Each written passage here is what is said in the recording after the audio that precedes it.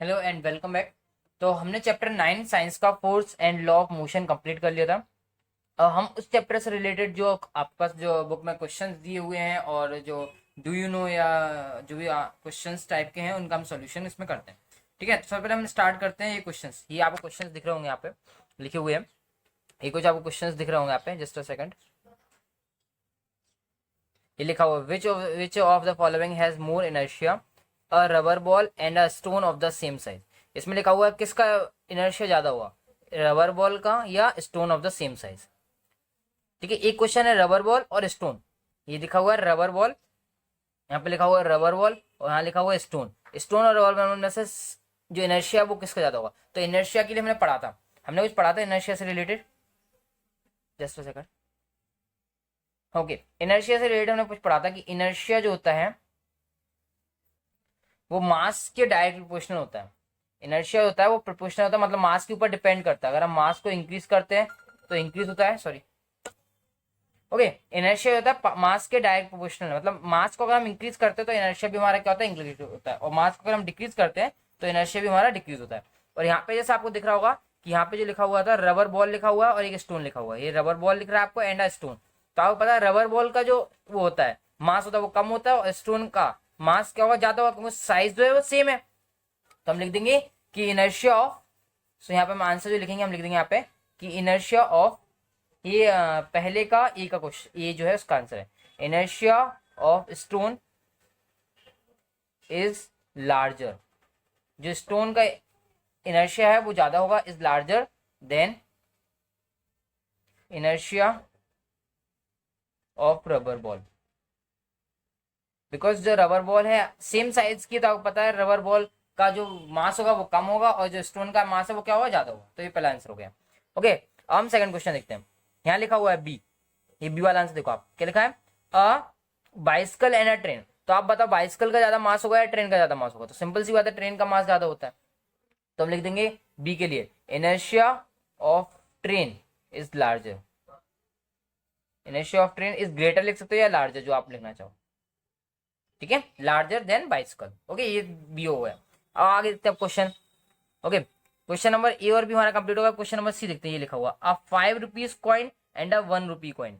5 रुपी का कॉइन है और एक 1 रुपी का कॉइन है, तो किसका ज्यादा होगा। तो सिंपल से होता है कि 5 रुपी कॉइन जो होता है वो उसमें ज्यादा मास होता है और मास ज्यादा है, इसलिए इनर्शिया मास उसका ज्यादा होगा। किसका, inertia of 5 rupee coin is larger.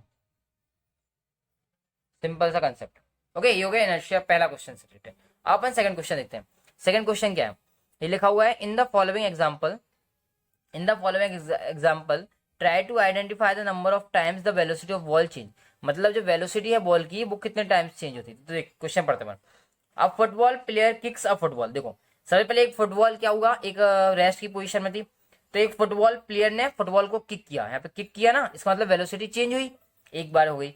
To another player हो गया of his team who kicks the football towards the goal.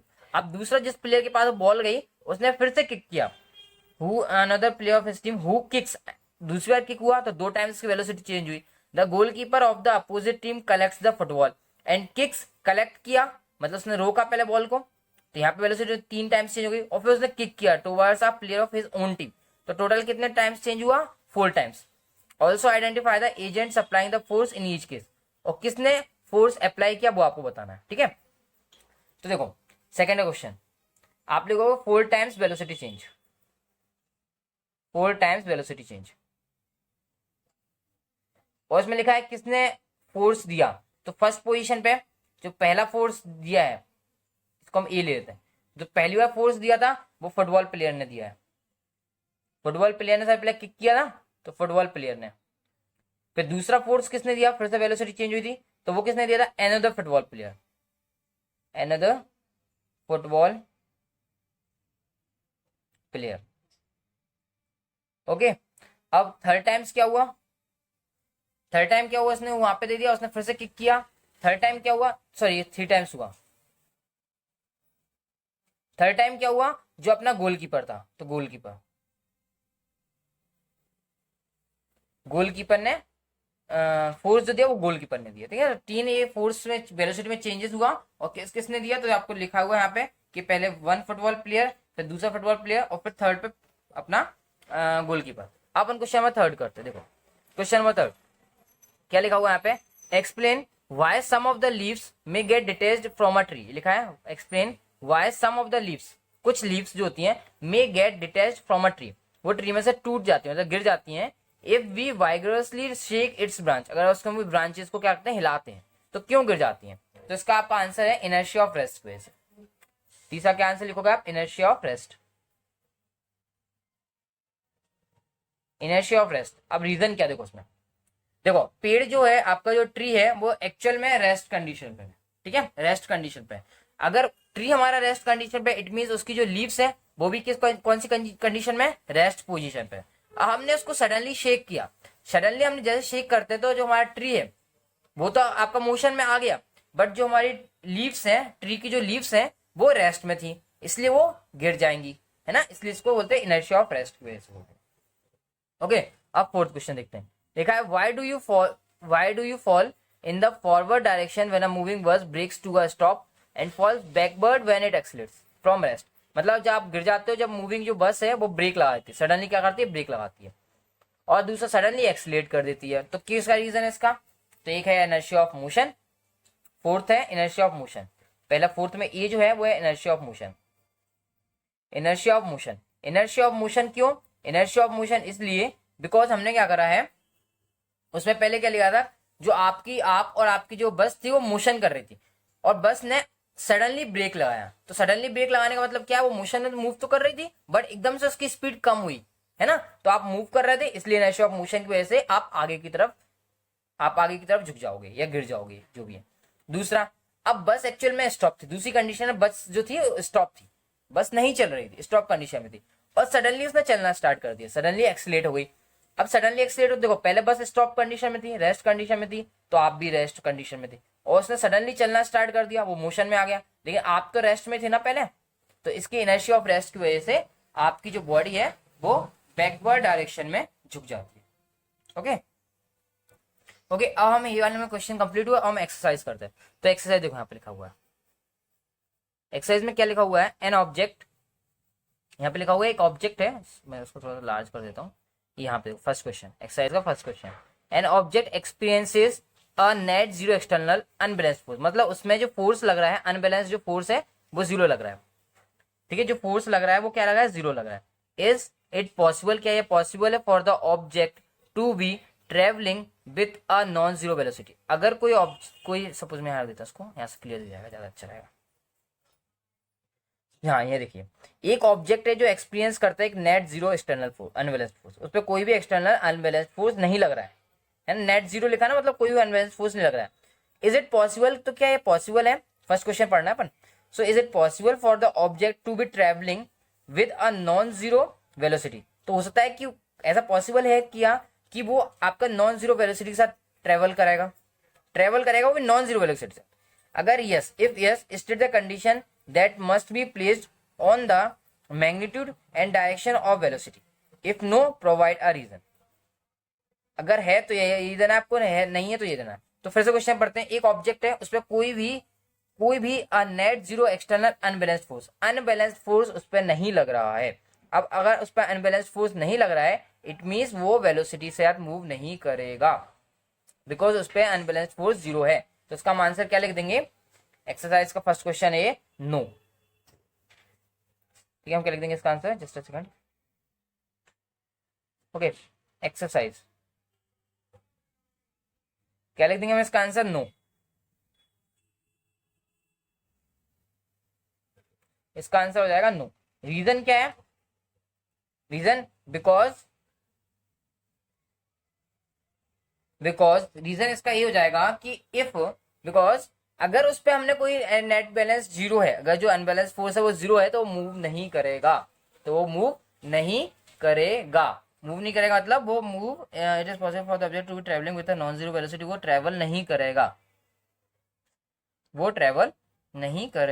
Is the condition that must be placed on the magnitude and direction of the velocity, because वो move नहीं करेगा, आप simple लिखना because the object will not move. Yes लिखना, sorry आपको, yes the object will not move, ये इसका answer है। ठीक है, एक क्वेश्चन का ये आंसर हुआ। अब सेकंड क्वेश्चन लिखते हैं। सेकंड क्वेश्चन लिखा हुआ है when a carpet is beaten with a stick. जब भी एक कारपेट को हम बीटन करता था, तो मतलब मार रहे हैं एक प्रकार से स्टिक से, dust comes out of it, explain. Dust जो है वो बाहर निकल आती है, उसका रीजन क्या है? तो आप इसका रीजन लिखेंगे आप। मैं समझा देता हूँ उसका रीजन क्या है। उसका रीजन ये है सिंपली कि देखो, when a carpet is beaten via stick, ऐसे लिख दो आप, at initial condition. At initial condition, initial condition means, at initial condition means starting में। At initial condition the carpet and dust both are at rest, both are at rest। Starting condition पे क्या हुआ, carpet और जो dust था दोनों क्या थे, रेस्ट की पोजीशन पे थे। ठीक है, when the carpet is beaten, आपने क्या करा, कारपेट को मारा, when the carpet is beaten via stick, हमने कारपेट को स्टिक से उसको क्या किया, हमने उसको बीट किया। when, सॉरी, हाँ, just a second, stick, carpet is beaten by stick, the carpet is in motion. तो कारपेट क्या होगा, मूव करना स्टार्ट कर देगा। Carpet is in motion, just a second, carpet जो है वो आपकी कौन सी कंडीशन में आ जाएगा, मोशन कंडीशन में आ जाएगा, is in motion. While dust remain, while, लेकिन हमारा कारपेट तो मोशन करने स्टार्ट कर दिया, लेकिन जो हमारा डस्ट है रिमेन इन रेस्ट, जो हमारा डस्ट है वो रेस्ट पोजीशन में रहेगा, remain in rest position. Okay, so due to inertia of rest, because वो पहले स्टार्टिंग में तो रेस्ट से था ना, due to inertia of rest, so due to inertia of rest the dust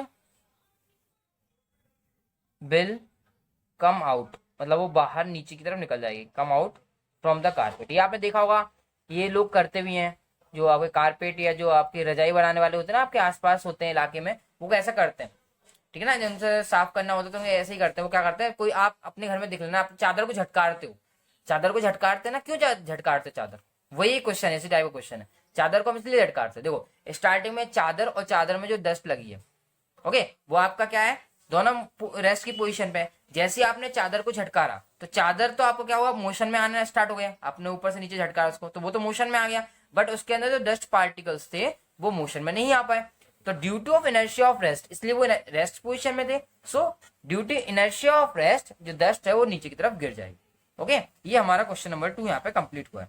अपन आगे देखते हैं question number 3। Why it is advised to tie any luggage kept on the roof of a bus with अ रोप। ये बोला है कि जो भी ऊपर सामान रखा हुआ होता है आपकी किसी बस या कार के ऊपर, जो भी है बस किसी के ऊपर भी है, kept on the roof of a बस के ऊपर जो लगेज रखा हुआ है, उसको हम एक रस्सी से क्यों बांध देते हैं? सिंपल सा क्वेश्चन है, आप बताओ। आप बोलोगे कि गिर ना जाए, इसलिए ये बोलोगे ना आप कि अगर हम रस्सी से नहीं बांधेंगे तो गिर जाएगा, तो सही बात है, गिर जाएगा। तो उसका रीजन क्या है, फिजिक्स की लैंग्वेज में हम उसका रीजन क्या लिखेंगे?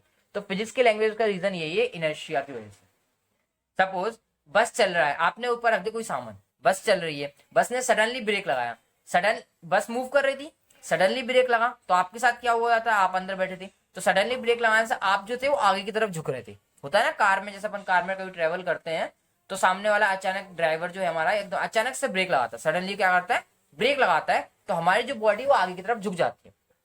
ऐसे ही इस कंडीशन में भी होता है, ऐसे ही इसमें भी होगा, तो वो सामान हमारा क्या आगे की तरफ झुक जाएगा। तो सिंपल से आप लिखना है ड्यू टू इनर्शिया ऑफ क्या लगेज, या due to inertia of luggage लिख दो, या ड्यू टू इनर्शिया ऑफ जो भी लिखना है आपको, due to inertia of luggage कर दो। ये सिंपल सा मैंने आंसर दिया, आपको पूरा लिखना कि आप तो ऐसे पूरा लिखना कि the luggage kept on the roof of a bus tied with a roof because when a bus driver suddenly brakes, then there is a chance to fall down our luggage from a bus roof, ऐसा something कुछ लिख देना। तो main reason इसका क्या है, due to inertia of luggage. जो luggage है उसका भी कुछ इनर्शिया होगा, तो उसकी वजह से वो सामान जो है अपना वो गिर जाएगा या गिर जाएगा या पीछे की तरफ गिर जाएगा या आगे तरफ गिर जाएगा, जो भी होगा तो ये इसका रीजन है। ठीक है, आज अपन क्वेश्चन नंबर 3 से कंप्लीट करते हैं इस वीडियो में, और नेक्स्ट वीडियो में अपन जितने भी क्वेश्चन अपन बचे हुए हैं वो अपन कंप्लीट कर देंगे। Thank you very much.